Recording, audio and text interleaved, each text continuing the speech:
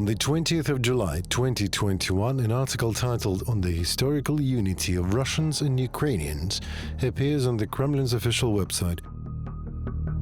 Its author was Russian President Vladimir Putin. The Soviet Union is nothing else but historical Russia. The main message of the author of the article is that Ukrainians are not a nation, but a kind of Russians. The Russians turned out to be the largest divided nation in the world. Ukrainian nationalism was invented by the secret services of the Austrian Empire. They put an atomic bomb under the building called Russia, and then it exploded. And Ukraine was created by the Bolsheviks under Lenin's leadership and granted territories at the expense of the Russian people.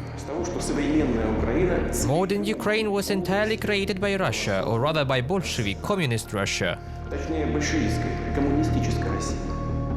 It was in July 2021 that the FSB began preparing for the occupation of Ukraine. Do you want decommunization? We are ready to show you what real decommunization means for Ukraine. 3 months later, in October 2021, Russian troops began to approach the Ukrainian border.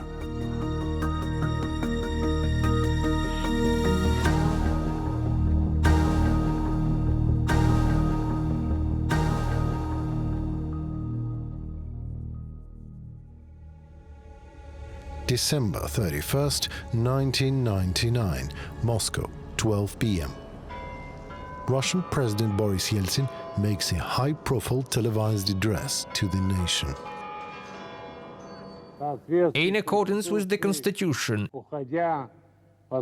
in view of my resignation, I signed a decree to entrust the duties of the President of Russia to the head of the government, Vladimir Vladimirovich Putin.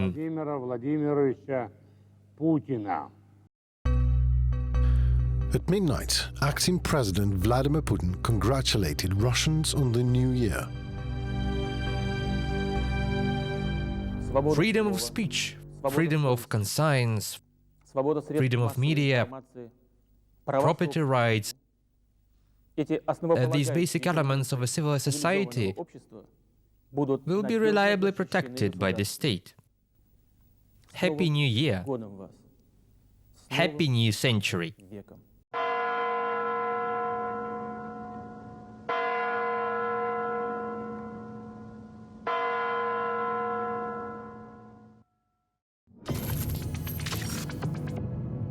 The appointment of the little-known former KGB officer to the country's highest office caused surprise both in Russia and in the West. In January 2000, the World Economic Forum is held in Davos, Switzerland. The Russian delegation, consisting of First Deputy Prime Minister Mikhail Kasyanov, former Prime Minister Sergei Kiriyenko, and head of REO-UES Anatoly Chubais, takes part in the discussion panel. Who is Mr. Putin?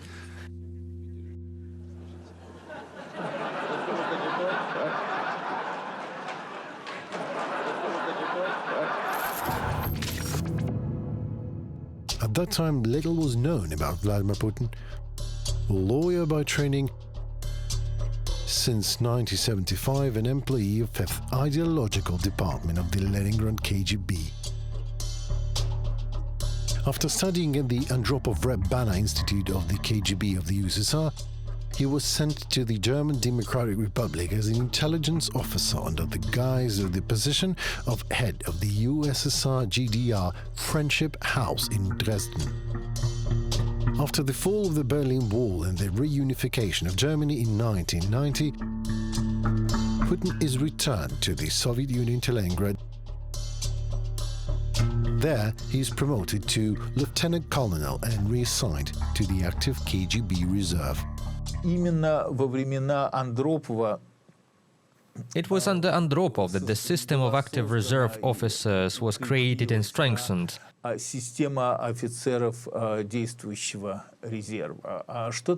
are active reserve officers? This is a system where a KGB officer is sent to work in the civilian sector just as illegal immigrants are sent abroad. Lieutenant Colonel Putin is initially assigned to the post of Assistant Rector of Leningrad University. Later, he is transferred to the position of advisor to the mayor of Leningrad, one of the leaders of Perestroika, Anatoly Sobchak. His transfer to Sobchak was a secondment of a Chekist to the new power. It may seem that carrying a briefcase for Sobchak is such a humiliating task, but if you are an agent, you know in the environment, on the contrary, it is an extremely important position. After Anatoly Sobchak's defeat in mayoral election in 1996, Putin is transferred to Moscow.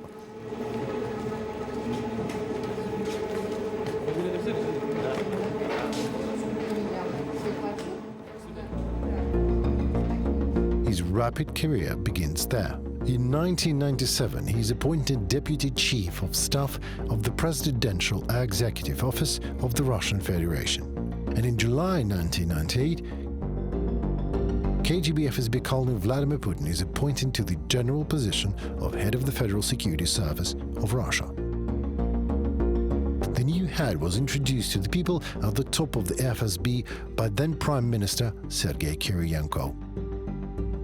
The choice of Vladimir Vladimirovich Putin is not accidental. He is a professional. The man is well prepared for the entire spectrum of tasks facing the Federal Security Service. He has got experience. He is a professional intelligence officer, which allows him to know and successfully implement tasks related to the domination of intelligence activities of other countries.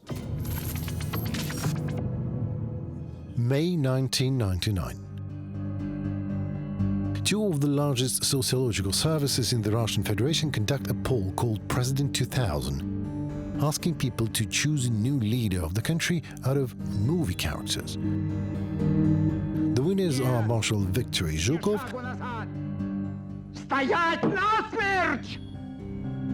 and intelligence officer Stilets. Thus began the preparations to promote the little-known to the masses intelligence officer Stilets Putin. Putin's rating has risen very quickly. At first, he was seen as a grey moss. That was his nickname in the services. He was very uncharismatic on camera, and it took a lot of effort by political strategists to make of him such a phenomenon. At that time, the fact that Putin was made into a cutie with whom the whole country fell in love was a total manipulation of the political strategies of the time. Pavlovsky and company were extremely talented people who ruined Russia. After Putin came to power, sociologists conducted a new poll amongst Russians to ask whether they were concerned about the fact that the new president had worked for the KGB for a long time. Almost 80% said that this was not a concern.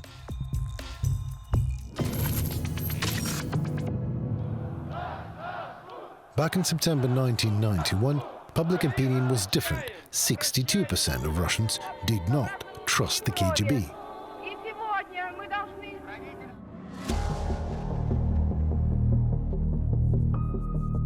The State Security Committee of the USSR is established on March 13, 1954. Almost a year earlier, the General Secretary of the CPSU Central Committee, Joseph Stalin, dies. During his 30 years in power, he built a totalitarian system in the Soviet Union that relied primarily on an all-power secret service. At first it was called Cheka, then OGPU, then NKVD, and at the end of his rule, MGB. Stalin called it the naked sword of the proletariat. Already on the day of the dictator's death, a struggle for power began amongst Stalin's associates. Lavrentiy Beria, a member of the Presidium of the CPSU Central Committee, initiates the unification of the Ministries of State Security and Internal Affairs and subordinates them to himself. Feeling threatened, Nikita Khrushchev, secretary of the party's Central Committee, rallies other members of Presidium and organizes a coup with the participation of the military. Beria is arrested and after a while sentenced to death. The MGB was replaced by the State Security Committee under the USSR Cabinet of Ministers. The Secret Service and its archives were purged, as it was a rule since Stalin's era. The fate of all the heads of state security was actually tragic. They all either died very suddenly, for example, Minzhinsky, or were outright murdered. For example, Yagoda, Yezhov, or Beria. And the executions of the top state security leadership in the Soviet Union continued until 1956. According to experts, the country's leaders were interested in getting rid of documents and witnesses of their participation in Stalin's crimes. In fact, in the mid to late 50s, it was decided to destroy those intelligence and operational documents that allegedly slandered honest communists. And a huge amount of those materials were destroyed indeed. The first head of the committee was Colonel General Ivan Serov, who joined the NKVD after another purge in 1939. During his Chekist career, he was a direct organizer and executor of a number of punitive operations in 40s and 50s. The execution of officers of the Polish army, deportation of small peoples, mass political repression in Ukraine. At the very beginning of the so-called Khrushchev thaw, the KGB is involved in suppressing the Hungarian uprising, eliminates resistance movements in Ukraine and in the Baltic states, and continues the Stalinist tradition of political assassinations abroad. In October 1957, KGB agent Bohdan Stashinsky murders Ukrainian publicist and lawyer Lev Rebet in Munich. And in 1959, the leader of the organization of Ukrainian nationalist Stepan Bandera. In 1957, the KGB attempts to eliminate former Soviet intelligence officer Nikolai Khokhlov for refusing to assassinate one of the leaders of the Russian immigration, Georgy Okolovich, and for fleeing to the West. Khokhlov was poisoned with the radioactive isotope, but he survived. Inside the country, the KGB began to expand its opportunities. It was granted the right to form its own bodies of authorities in the Union and autonomous republics, Krais, oblasts, particular cities and districts, military districts, formations and units of the Soviet Army, in the fleets and flotillas of the Navy, in the troops of Ministry of Internal Affairs, rail, water and air transport. Nikita Khrushchev called the KGB a state within a state after the Kremlin uprising in 1964. In September of that year, the CPSU Central Secretary Khrushchev was removed from power by a group of Politburo colleagues: Brezhnev, Kosygin, Suslov, and Podgorny, with the participation of the head of KGB, Vladimir Simichasny. Leonid Brezhnev was then elected General Secretary.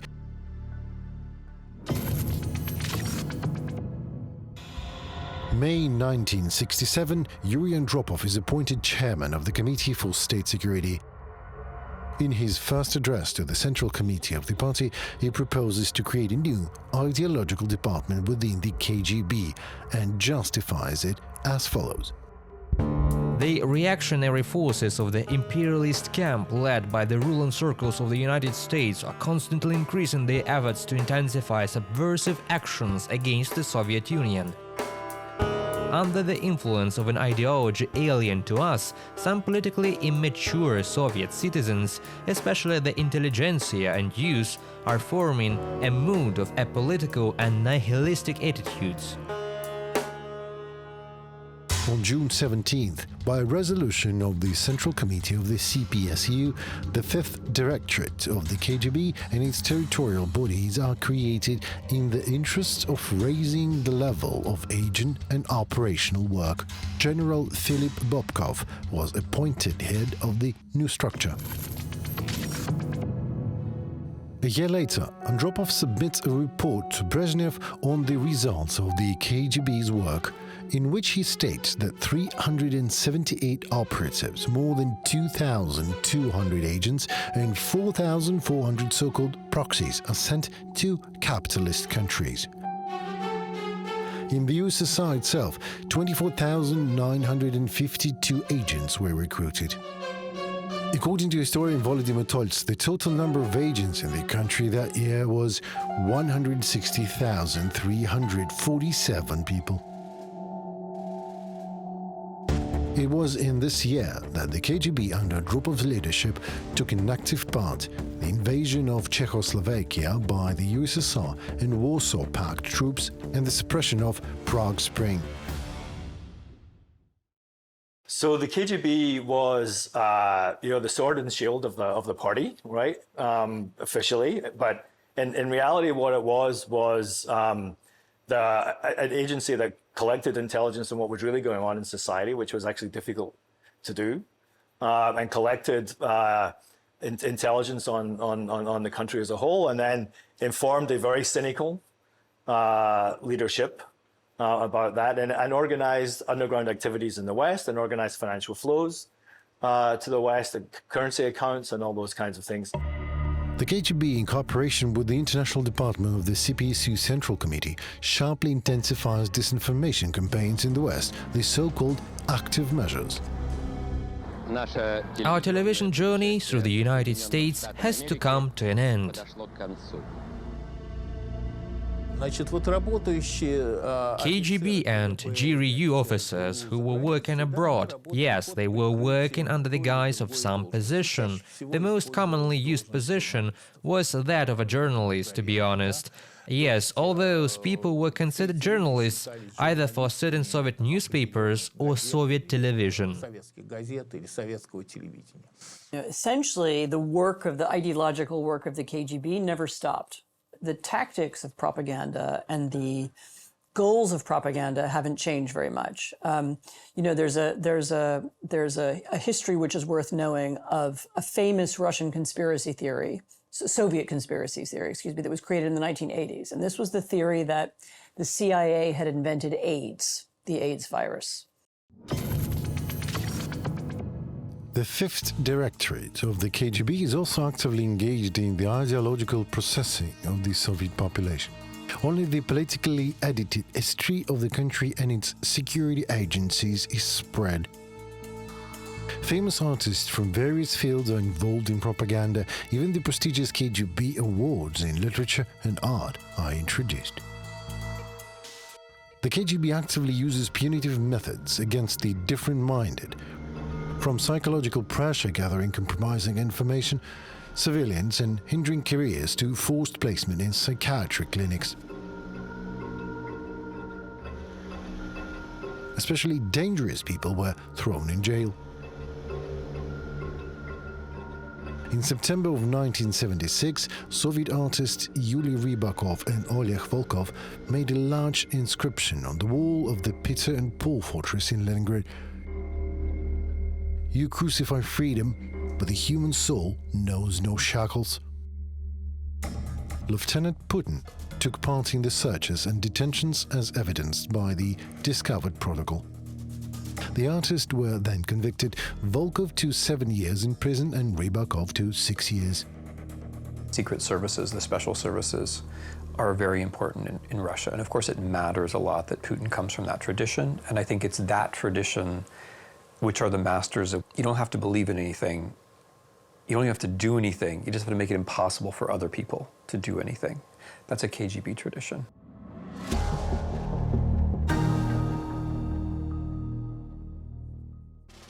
December 20th, 1917, immediately after the Bolshevik uprising, the All-Russian Extraordinary Commission for Combating Counter-Revolution and Sabotage, the Cheka, is created. One of the leaders of the Bolshevik Party, Felix Dzerzhinsky, was appointed chairman. He outlined the main task of his department as follows. We are organized terror.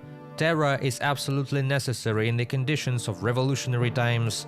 We terrorize the enemies of the Soviet power in order to eliminate crimes to the root.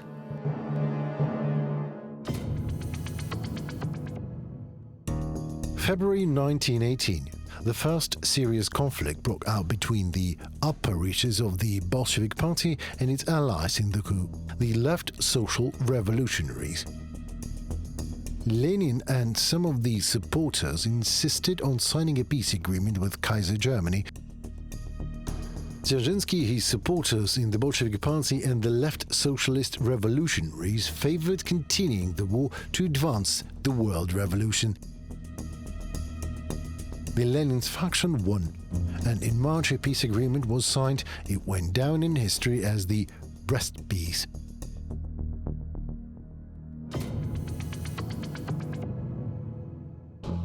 July 6, 1918. In Moscow, Cheka members assassinate the German ambassador Wilhelm von Mirbach in order to disrupt the peace agreement. On August 30th, there was an assassination attempt on Lenin himself. According to historian Yuri Fershtinsky, the head of the Cheka, Dzerzhinsky, was the man behind these special operations. We know this assassination attempt as the one by Fanny Kaplan. In fact, the assassination attempt on Lenin was organized again by two members of the Cheka. Yes, that is Dzerzhinsky's secret service. Konopleva and Semyonov, as was openly stated at the first trial of the Socialist Revolutionary Party in 1922. On September 5, 1918, the Council of People's Commissars of the Russian Soviet Federative Socialist Republic adopts the decree on the Red Terror in order to protect the Soviet Republic from class enemies by isolating them in concentration camps. All people belonging to white guard organizations and involved in rebellions and riots are subject to execution. First of all, the Bolsheviks began to eliminate their allies in the revolution, the left socialist revolutionaries. It is impossible to calculate the exact number of victims of the Red Terror because the Russian archives remain closed. Experts estimate that the number may reach 2 million people murdered.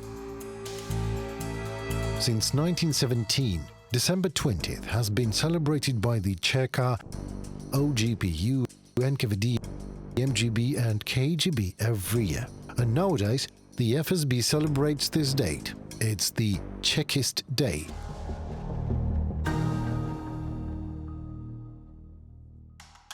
Under Andropov, the KGB became one of the most powerful and uncontrollable intelligence services in the world. Huge funds were channeled through the structure to finance special operations, agents of influence, political forces, and governments abroad. You know, under Andropov, the so-called parallel structures were not created through state security. But their actions, activities, foreign activities, they were outside the KGB budget, outside the budget of the Soviet Union. This is the money that the State Security Service used to raise and promote itself after August 1991.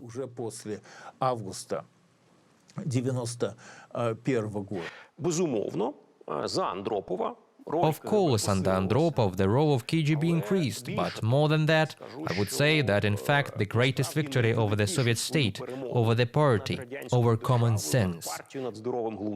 This greatest victory took place in 1979 under late Brezhnev, very late Brezhnev, when in fact the KGB persuaded dear Leonid Ilyich to send troops to Afghanistan.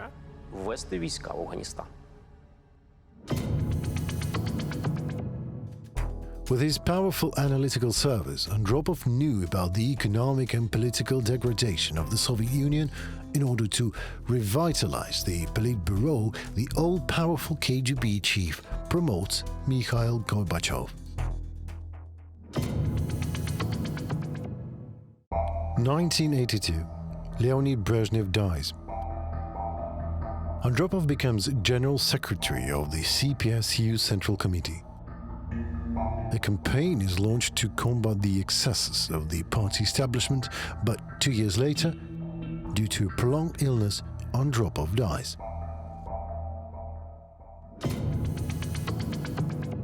March 11th, 1985. Mikhail Gorbachev becomes General Secretary of the CPSU Central Committee. The course for perestroika is proclaimed. Gorbachev's policy of glasnost and democracy gives impetus to the rise of civic activism both in Moscow and in most Soviet republics. The newly formed movements in support of perestroika evolve into national democratic parties. An independent press emerges, high-impact articles about the white spots in Soviet history are published. At this time, radical political structures controlled directly by the KGB also emerge. The Fifth Directorate, the head of the Fifth Directorate, Philip Bobkov, the first deputy of Yuri Vladimirovich Andropov. It was he who actually initiated the creation of all these nationalist and fascist organizations that began to emerge. Absolutely all of them, all of the structures, Vasilyev's organization, Pamять, Rogozin, Podberezkin, Zhirinovsky. Absolutely all of these people eventually became high-ranking state security agents.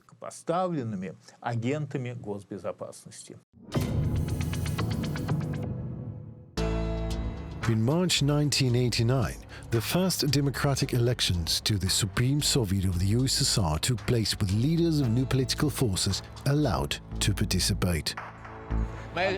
My speech is of fundamental importance, and I will continue. We inherited our national problems from Stalinism.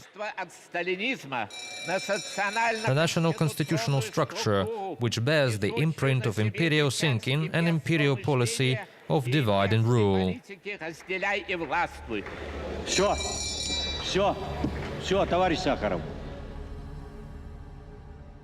At that time, the KGB agencies of the Union and autonomous republics began purging the archives. Of course, the last purge took place in the late 80s and early 90s. KGB officers were preparing for a new democratic life during perestroika, and those materials that reviewed how they worked against the democratically minded opposition, especially in the late 80s, or against dissidents during the 80s and 70s, were destroyed.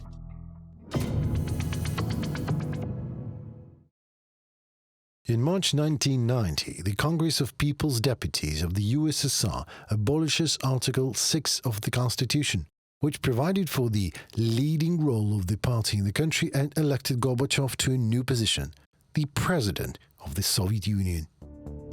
A parade of sovereignties begins in the country.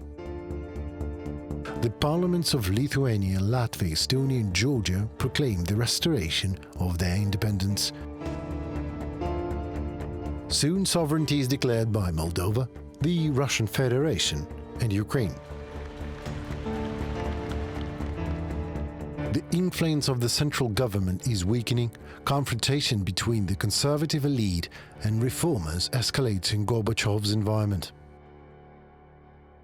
In March 1991, a referendum on the renewed Union is held. The Union Treaty was to be signed on August 20th. August 19th, 3 a.m. Chairman of KGB of the USSR, Vladimir Putin, holds a meeting of the committee's senior staff.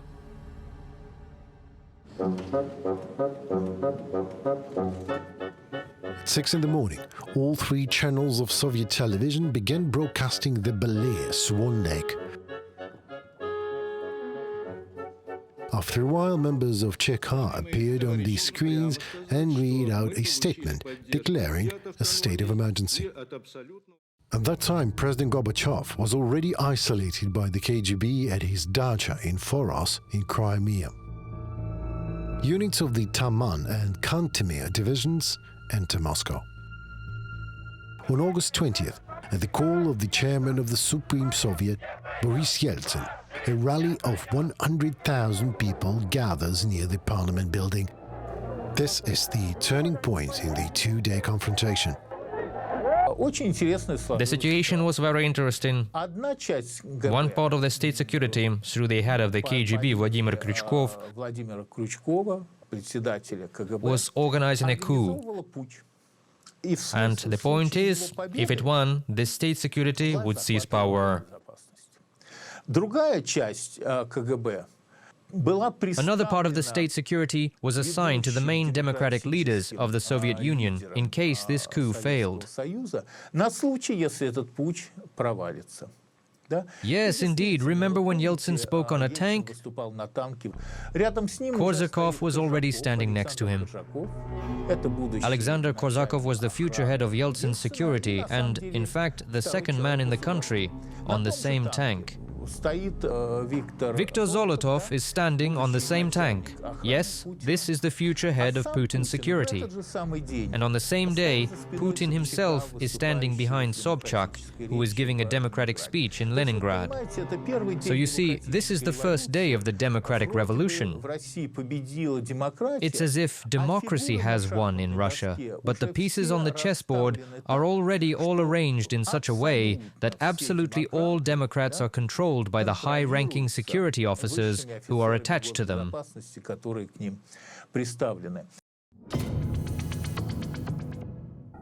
On August 21st, the failure of the coup became apparent. Defense Minister Dmitry Yazov orders a complete withdrawal of troops from Moscow. Minister of Internal Affairs Boris Pugo commits suicide. According to former KGB General Oleg Kalugin, documents are destroyed in the KGB directorates of the USSR.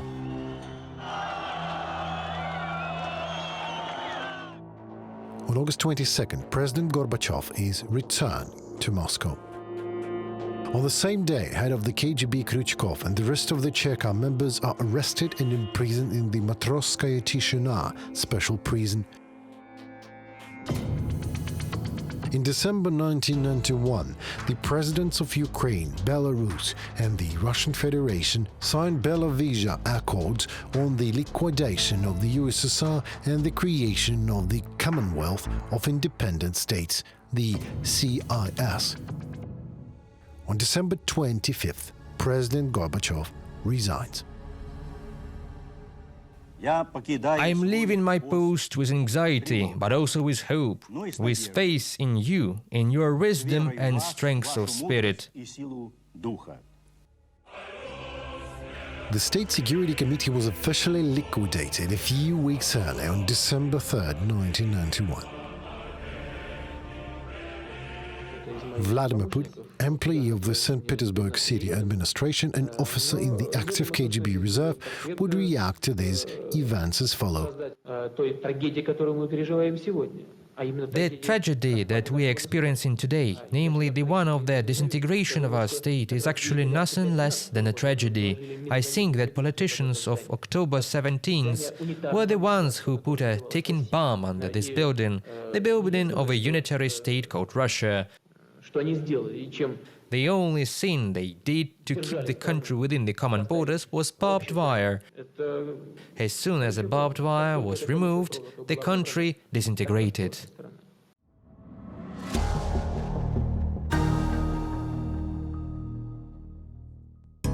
In 1922, Bolshevik leaders are discussing Stalin's plan to create the Union of Soviet Socialist Republics. It was to include the Russian, Ukrainian, Belarusian and Transcaucasian Soviet republics. People's Commissars of Nationalities Joseph Stalin proposes to include them in the Russian Federation as autonomous republics. Stalin's plan for autonomization was also supported by the Central Committee's Commission on Nationalities. Dzerzhinsky, by the way, was in favor of Stalin's position, yes, of an autonomous system of creating the Soviet Union, and so was Ordzhonikidze. Party members from Georgia and Ukraine opposed it. Lenin, already seriously ill at the time, is near Moscow at his estate in Gorky. He summons Stalin and demands to remove the idea of autonomy from the project. Lenin insists that the Russian Soviet Federation should join the USSR on equal terms with other republics. On December 30th, the first All-Union Congress of Soviets voted to establish the USSR according to Lenin's guidelines. Stalin would later call Lenin's position national liberalism. Stalin swallowed it. But after Lenin's death, when he gained access to the levers of power, he began to take revenge on all these national republics, cutting their borders in a way to create tension. The demarcation in Donbass, which took place there from the 1919 to 1925, was a similar thing. Even to the extent of how borders were drawn inside the Soviet Union, Stalin always liked to have, some level of ethnic conflict so that he could, manipulate local elites. He liked, to kind of create ethnic conflict. During the work of the Congress of Soviets, the ailing Lenin dictated a paper entitled The Question of Nationalities or Autonomization. In it, he emphasized, in such circumstances, it is natural that the freedom to leave the Union, with which we justify ourselves, will turn out to be an empty piece of paper, unable to protect Russian national minorities from the invasion of that purely Russian person, a great Russian chauvinist, and in fact a scoundrel and rapist, which is a typical Russian bureaucrat. But for some time, only a narrow circle of party members knew about the existence of this work by Lenin. From that time, Lenin's political isolation would begin.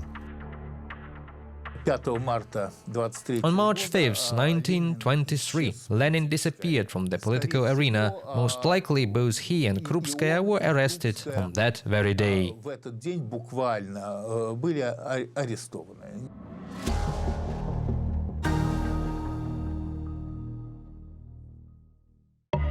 During Yeltsin's presidency, the democratic process in Russia faced serious challenges.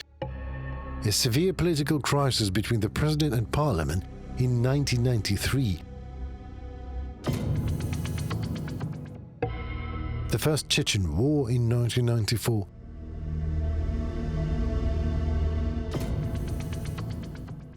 The threat of communist revenge in the presidential election in 1996.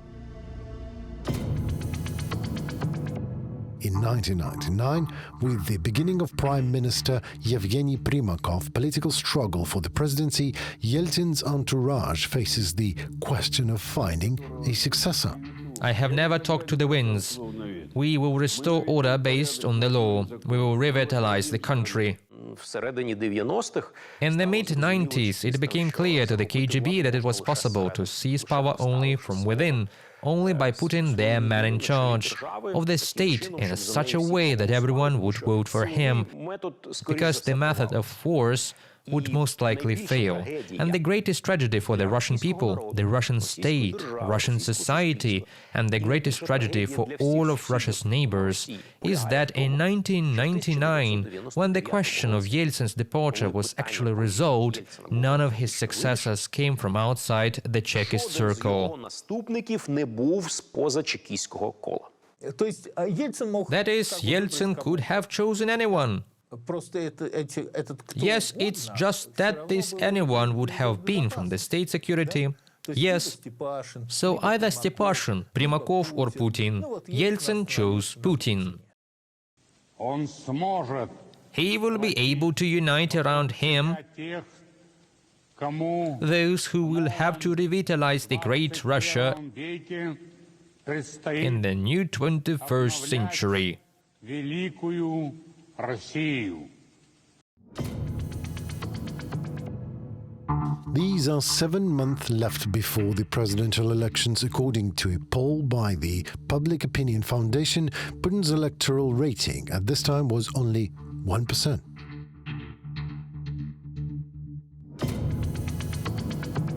In September, a series of terrorist attacks takes place in Russia. September 4th, Dagestan, Buynaksk. A truck with 3 tons of explosives explodes near a house where military families live. 67 people are dead. September 8th, Moscow, Pechatniki district. An entire staircase of 9-story building blows up. 106 people die. September 13th, Moscow, Kashirskaya highway. An explosion destroys an entire building. 124 people are killed. September 16th, Volgodonsk, car explosion near a 9-story building. 19 people are dead, including 2 children. On September 22nd, in Ryazan, residents of an apartment building on Novoselov Street noticed suspicious people bringing some bags into the basement of the building. The police arrived at the scene. The next day, Russian Minister of Internal Affairs Vladimir Putin announces the version about the terrorist attack being prevented. The work is already underway, and there are some positive developments. This is evidenced in particular by yesterday's prevention of an explosion in a building in Ryazan. However, immediately after his speech in the corridor of the Ministry of Internal Affairs, FSB Director Nikolai Patrushev denies the minister's statement. It was not an explosion, first of all. Secondly, I am not warned about this end. And I think the guys didn't quite get it right. It was a training exercise. There was sugar. There was no explosive. On the same day, Russian Prime Minister Vladimir Putin said, "We will pursue terrorists everywhere, at the airport, then at the airport. So you have to forgive me if we catch them in a toilet, then we'll waste them in a toilet. That's it. The matter is closed for good." House explosions no longer occur, and on September 30th, the Second Chechen War, officially called the counter-terrorist operation in the North Caucasus region, begins. Putin's electoral rating rises to 31%.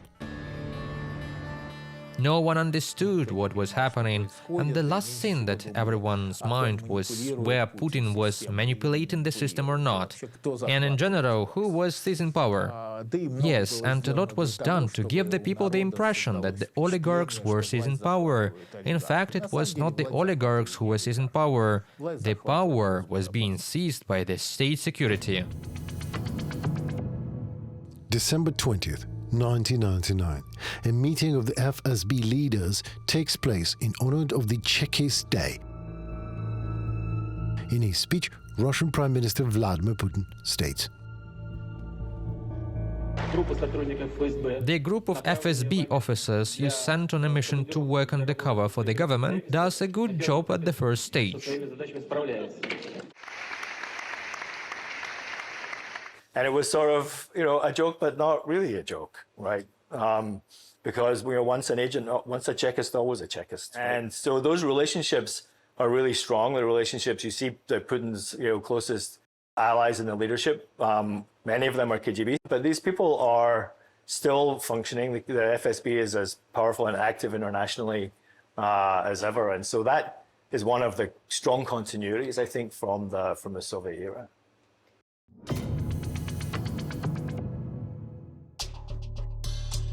In the presidential election in the Russian Federation, Vladimir Putin receives 60% of the vote and wins in the first round.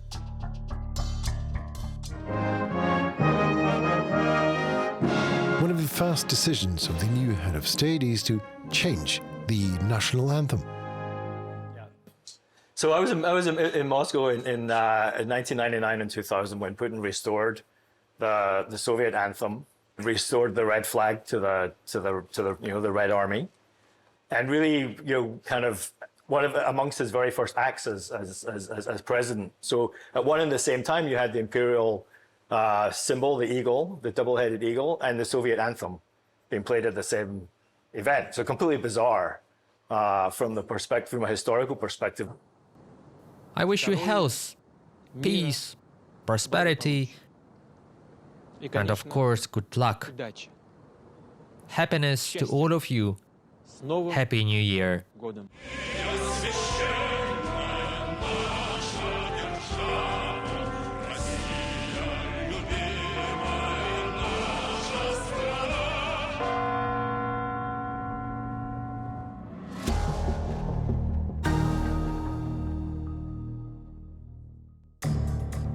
On January 21st, 1924, the leader of the Bolshevik Party in the Soviet state, Vladimir Lenin, dies. January 1924. Dzerzhinsky, of course, planned to become the head of state, but this did not happen. Which meant that the struggle began between Dzerzhinsky and Stalin, which is a fact not very well known to us. And after one of the party meetings, Dzerzhinsky died. Yes, he left the meeting and died.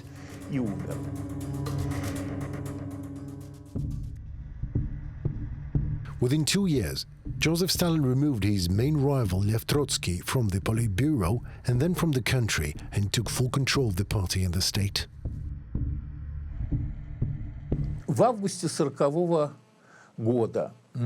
And in August 1940, Trotsky published an article in the United States in which he actually said that Stalin planned to poison Lenin.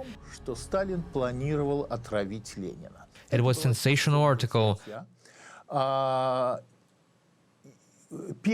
It was the first such open accusation against Stalin that he was most likely involved in Lenin's death. Trotsky's article was published in Liberty magazine on August 10, 1940. On August 20th, NKVD agent Ramon Mercada stabbed Trotsky to death with an ice axe.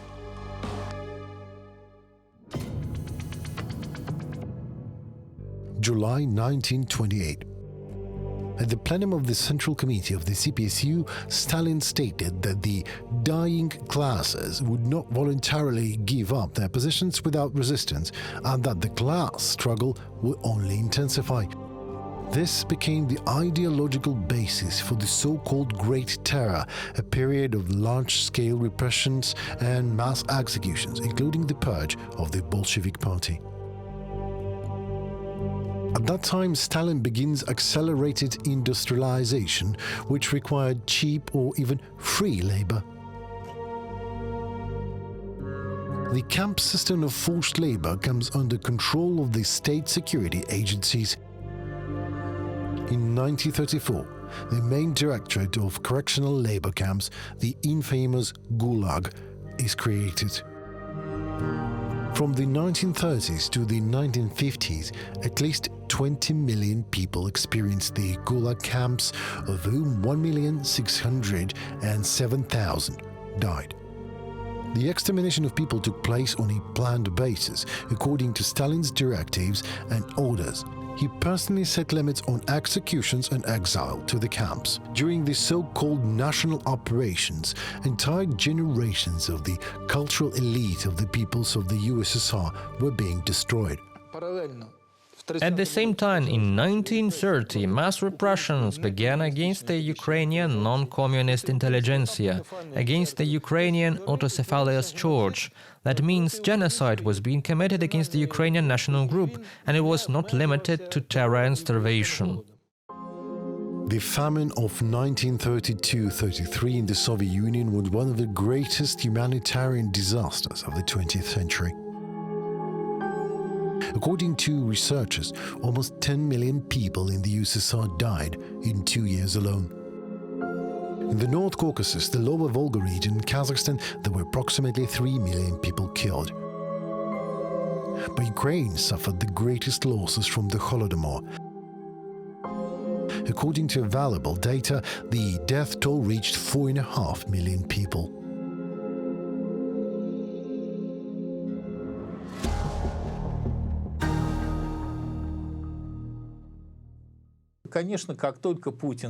And of course, as soon as Putin became president, yes, we all wondered how the whole country ended up so quickly in the hands of the former KGB and the FSB. It was so fast because all these people had long been in all these positions. We are talking about tens of thousands of people like Putin who were working in the civilian sector. According to the Russian newspaper Novaya Gazeta, the share of security officials in the Russian political elite is almost 25%. The largest concentration of security officials is in Putin's inner circle. They have this very reactionary regime that's run by a combination of KGB, former KGB people and current military officials and gangsters. So it's more like a kind of a mafia KGB consortium sitting on top of this big Russian imperial state. But it's so large that it's this very autonomous octopus in Russian society and in other countries. In 2017, at a meeting of the Presidential Council for Culture and Art in the Kremlin, Putin makes this joke about the absent members of the council. I feel that after the Chekist Day celebrations, not everyone gathered. Is anyone else still celebrating? It's okay, we'll see these comrades separately.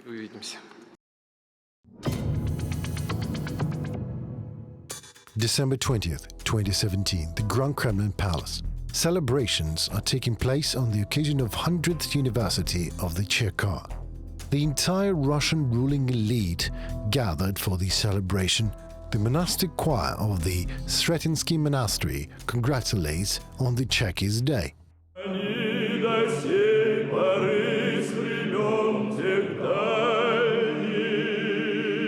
The monastery is isolated near the main KGB FSB building on Lubyanka Square. In the 1930s, the monks and priests of the monastery were shot by the NKVD, and the territory was used for garage as a dormitory and a prison.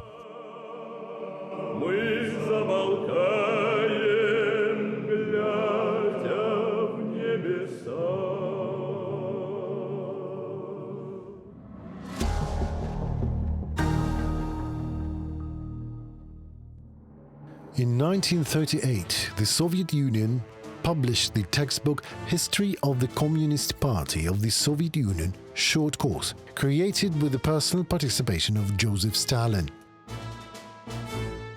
Stalin's short course in the history of the Communist Party was a landmark event in the history of the Soviet totalitarian system, which had never seen textbooks in history before. Because when the Bolsheviks came to power, they destroyed and banned the history.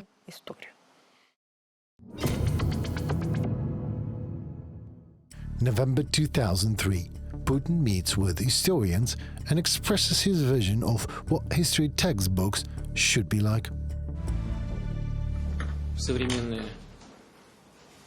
Modern textbooks, especially textbooks for schools and universities, should not become a platform for a new political and ideological struggle. After all, these textbooks should contain the facts of history.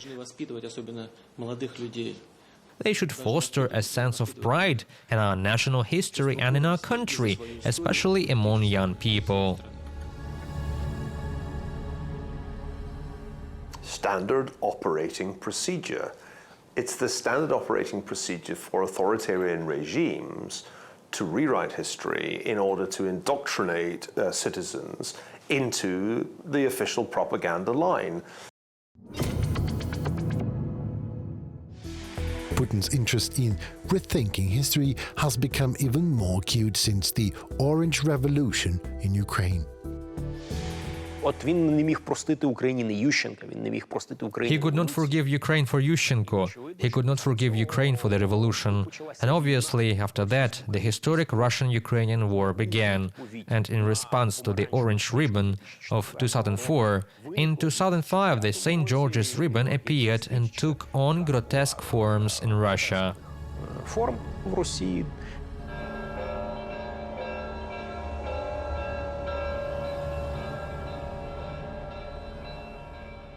You know, Putin at one point said that one of the greatest tragedies of the 20th century was the breakdown of the Soviet Union. And he still has this vision, which many Russian nationalists do, that Russia encompasses, you know, every territory that it ever occupied at one point in history. And this, unfortunately, is very deep in Putin's own historical imagination. And I think a lot of Russians believe some version of that they can't be Russia without dominating all of their neighbors. And unfortunately, that's the narrative about their national identity that they've accepted.